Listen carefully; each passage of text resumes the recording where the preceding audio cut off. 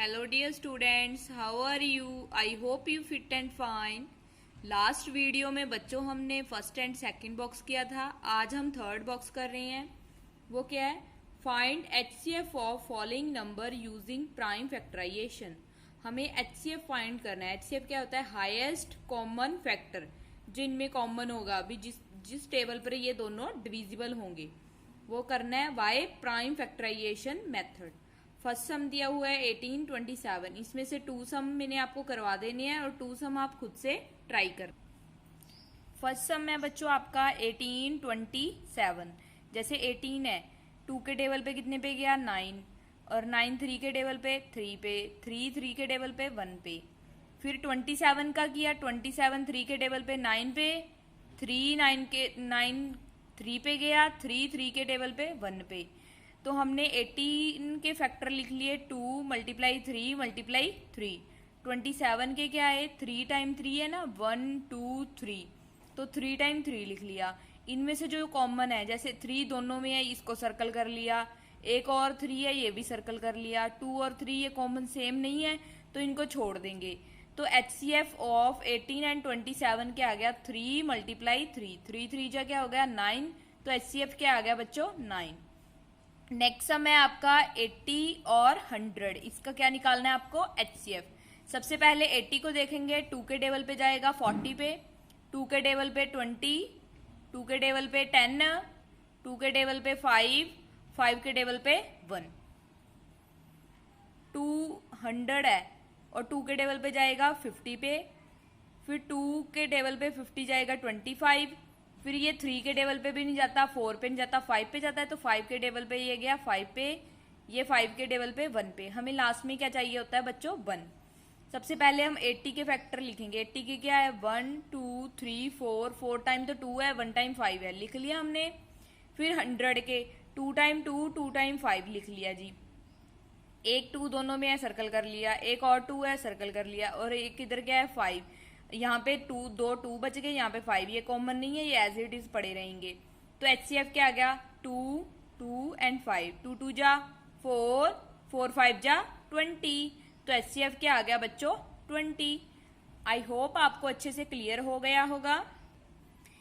Third box का हमने second और फर्स्ट और सी सम कर लिया। बी और डी आप खुद से ट्राई करके देखोगे। ये सम दोनों आपने फेयर नोटबुक पर करने हैं।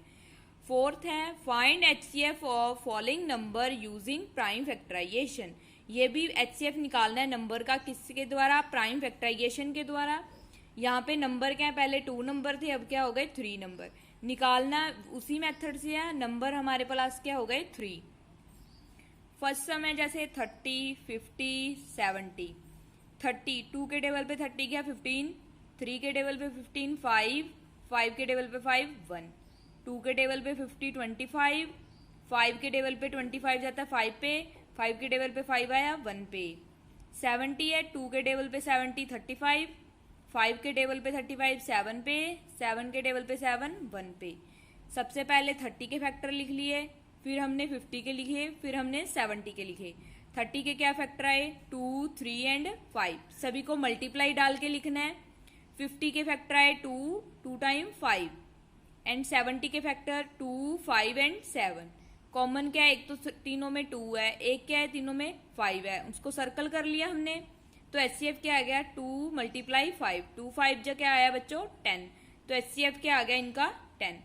आई होप आपको क्लियर हो गया होगा। चलो एक सम और देखते हैं। बी सम है 24 32 40। 24 2 के टेबल पे 12 पे, 12 2 के टेबल पे 6 पे, 2 के टेबल पे 6 3 पे, 3 के टेबल पे 3 1 पे।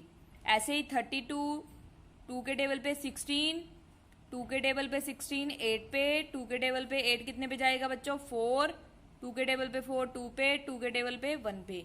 अगर आपको पता नहीं ये 2 के टेबल पे कैसे जाता है, तो आप क्या करोगे? डिवाइड। आपको डिवाइड आती है ना, ऐसे 32 लिख लिया और यहाँ पे 2 लिख लिया।